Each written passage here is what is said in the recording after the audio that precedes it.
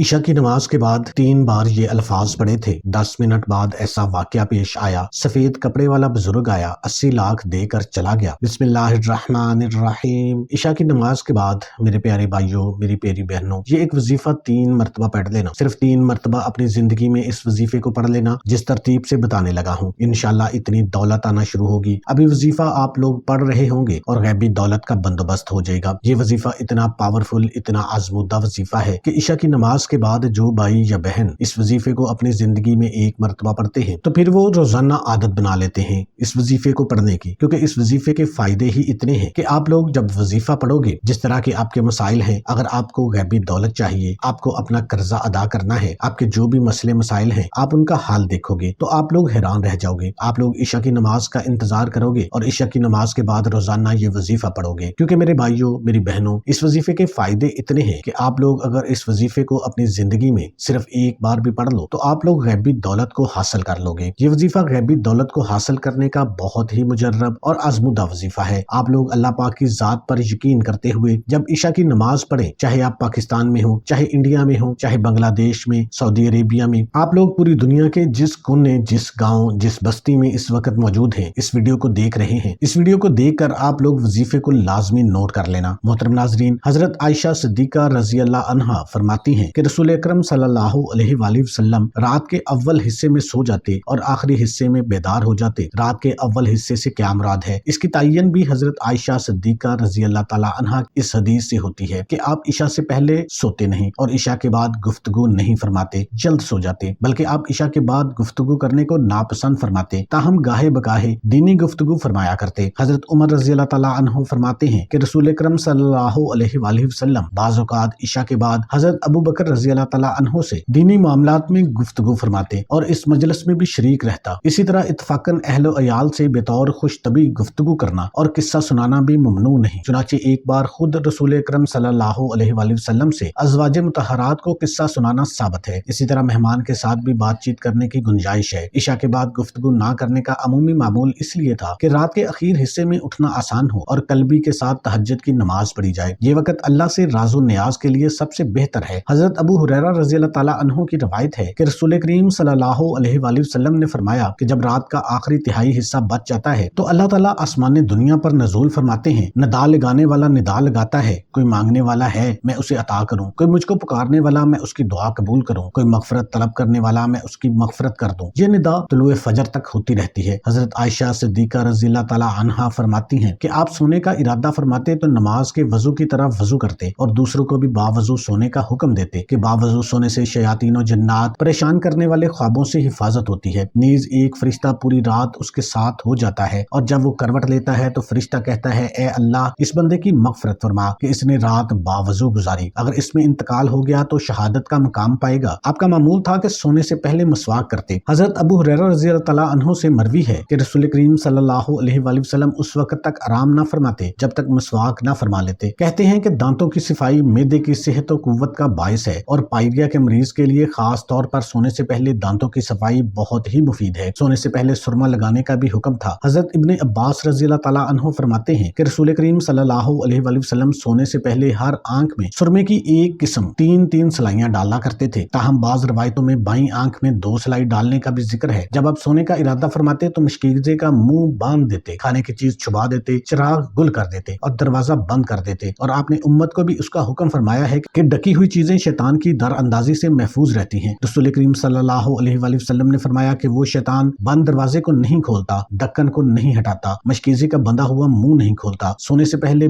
وضو، طہارت کے لیے پانی کا انتظام رکھنا مسنون ہے تاکہ بیدار ہونے کے بعد تلاش اور انتظار کی زحمت نہ ہو۔ حضرت عائشہ صدیقہ رضی اللہ تعالی عنہا فرماتی ہیں کہ آپ کے لیے وضو کا پانی اور مسواک رکھ دیا جاتا تھا، اسی طرح پینے کا پانی رکھنا بھی مسنون ہے۔ حضرت عائشہ صدیقہ رضی اللہ تعالی عنہا سے روایت ہے کہ فرماتی ہیں کہ میں رسول کریم صلی اللہ علیہ وآلہ وسلم کے لیے 3 ڈکے ہوئے برتن کا انتظام رکھتی تھی، وضو کے پانی کا برتن، مسواک کا برتن، پانی کا برتن۔ محترم ناظرین، اب چلتے ہیں وظیفے کی طرف۔ آپ تمام بہن بھائی جب عشاء کا وقت ہو، عشاء کی نماز پڑھ لو تو آپ لوگ اس کے بعد فوراً یہ وظیفہ کرنا شروع کر دینا۔ میرے بھائیوں، میری بہنوں، یہ وظیفہ آپ کو اپنی طرف سے نہیں بتا رہا، یہ وظیفہ میں نے خود اپنی زندگی میں کئی مرتبہ اس وظیفے کو پڑھا ہے۔ یہ بہت آسان سا عمل ہے۔ عشاء کی نماز کے بعد جائے نماز پر بیٹھے بیٹھے یہ وظیفہ پڑھ لینا ہے۔ جیسے ہی سلام پھیریں، اتحیات میں جیسے ہی بیٹھے ہوتے ہیں ویسے ہی بیٹھے بیٹھے آپ کو یہ وظیفہ پڑھنا شروع کر دینا ہے۔ آپ لوگوں کو وظیفہ بتا دوں میرے پیارے بھائیوں، میری بہنوں، آج کا وظیفہ عشاء کے بعد آپ کو جائے نماز پر بیٹھے بیٹھے یہ وظیفہ پڑھ لینا ہے۔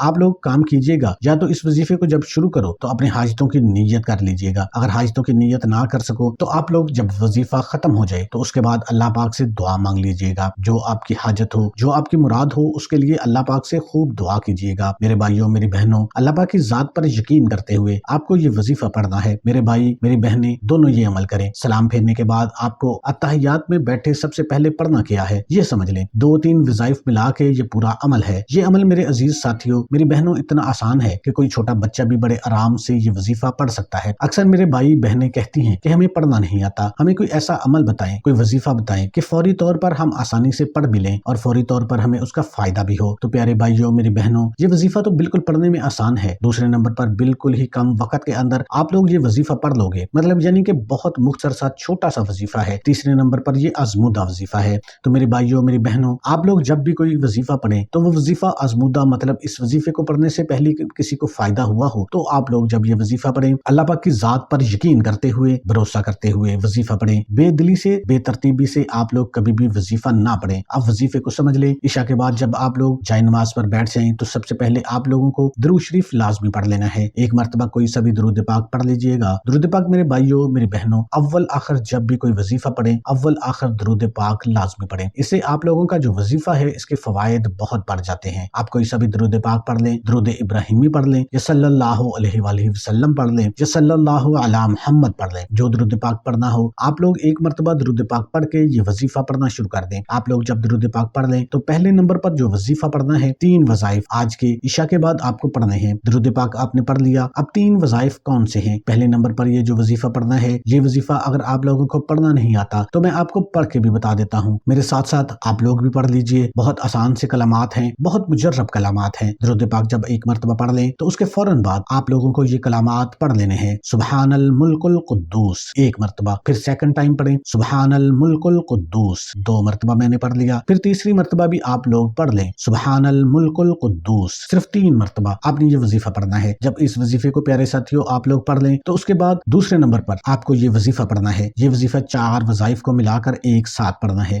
یا رزاقو، یا رحمانو، یا رحیمو، یا سلامو، یہ ایک ہو گیا۔ چاروں کو ملا کر پڑھیں گے تو ایک شمار ہوگا۔ دوسرے نمبر پر آپ کو یہ وظیفہ کرنا ہے یا رزاقو، یا رحمانو، یا رحیمو، یا سلامو، یہ 2 ہو گیا۔ پھر تیسری بار بھی پڑھ لیں یا رزاقو، یا رحمانو، یا رحیمو، یا سلامو، یہ 3 ہو گیا۔ چاروں اسم کو ملا کر پڑھیں گے تو ایک شمار ہوگا۔ اسی طرح میں نے آپ کو 3 مرتبہ پڑھ کے بھی بتا دیا ہے۔ آپ کو 3 مرتبہ اس طریقے سے یہ دوسرے نمبر والا جو وظیفہ ہے یہ پڑھنا ہے۔ اب تیسرا اور آخری وظیفہ آپ لوگوں نے کون سا پڑھنا ہے یہ سمجھ لیں۔ تیسرے نمبر پر جو وظیفہ آپ کو پڑھنا ہے اس کو آپ اچھی طرح سے سمجھیے گا۔ یہ وظیفہ آپ کو پڑھنا کس طریقے سے ہے، یہ پورا عمل آپ کو ایک ہی وقت میں پڑھنا ہے، مطلب ایک ساتھ پڑھنا ہے۔ ایسا نہیں ہے کہ ایک وظیفہ پڑھا پھر کھڑے ہو گئے کاموں میں لگ گئے، نہیں، کیونکہ یہ 1 منٹ کا تو پورا عمل ہے۔ جب سے ہم نے یہ وظیفہ شروع کیا ہے اور آخر میں ہم نے 3 مرتبہ جو وظیفہ پڑھا ہے اس کے بعد آپ کو بالکل آخر میں یہ وظیفہ پڑھنا ہے۔ یہ وظیفہ بھی آپ لوگوں کو میں پڑھ کے بتا دیتا ہوں۔ عشاء کے بعد آپ لوگ ایسا بھی کر سکتے ہیں کہ نماز کے بعد میری ویڈیو کو چلا دیں، ویڈیو دیکھتے دیکھتے بھی آپ لوگ یہ وظیفہ پڑھ سکتے ہیں۔ اس تسبیح کو، اس وظیفے کو آپ لوگ تسبیح کے دانوں پہ پڑھ لیں یا ہاتھ کی انگلیوں پر پڑھ لیں۔ آپ لوگوں کو یہ کلمات بھی آخر میں صرف 3 مرتبہ فوری ٹائم پڑھ لینے ہیں۔ جب 3 مرتبہ اس دعا کو پڑھ لیں اس کے بعد میرے عزیز ساتھیوں، میری بہنوں، میرے بزرگوں، ایک مرتبہ آپ کو بسم اللہ الرحمن الرحیم پڑھنی ہے اور آخر میں ایک مرتبہ جب بسم اللہ الرحمن الرحیم پڑھ لیں تو اس کے فوراً بعد آپ لوگوں کو قل هو اللہ احد اللہ الصمد لم یلد ولم یولد ولم یکن لہ کفوا احد، بسم اللہ الرحمن الرحیم پڑھ کے آخر میں جب آپ ایک مرتبہ سورہ اخلاص پڑھ لو تو اس کے بعد آپ تمام بہنوں اور بھائیوں کو جو آپ نے درود پاک شروع میں پڑھا تھا وہی درود پاک آپ کو آخر میں پڑھنا ہے۔ تو میرے بھائیوں، یہ تیسرا جو عمل ہے قل هو اللہ احد اللہ الصمد لم یلد ولم یولد ولم یکن لہ کفوا احد، اس کو بڑے سکون کے ساتھ، دھیان کے ساتھ، ادب کے ساتھ، دل کی گہرائیوں سے آپ نے اس کو پڑھنا ہے۔ جب درود پاک پڑھ لو تو میرے بھائیوں، میری بہنوں، آپ کو وہیں جائے نماز پر بیٹھے بیٹھے اپنے دونوں ہاتھ اٹھا کے دعا مانگ لینی ہے۔ جتنی بھی آپ کی حاجتیں ہیں، جتنی بھی آپ کی مشکلیں ہیں، جتنی بھی آپ کی پریشانیاں ہیں، دکھ ہیں، تکالیف ہیں، آپ کے اوپر اگر قرضہ ہے تو قرضوں کے لیے دعا مانگ لیں۔ اگر کوئی آپ کو نوکری نہیں مل رہی، جاب چاہیے تو اس کے لیے دعا مانگ لیں۔ کوئی بڑی رقم آپ آپ کو چاہیے تو اس کے لیے دعا مانگ لیں، دعا ضرور کیجیے گا۔ آپ لوگ وظائف پڑھیں، اس کے بعد دعا لازمی پڑھیں، اور کوئی بھی وظیفہ نماز کے بغیر مکمل نہیں ہوتا۔ آپ نے 5 وقت کی نماز بھی لازمی ادا کرنی ہے اور حسب توفیق صدقہ بھی دینا ہے۔ تمام دوستوں سے گزارش ہے کہ اللہ کے 99 ناموں میں سے ایک نام کمنٹ میں لازمی ٹائپ کریں۔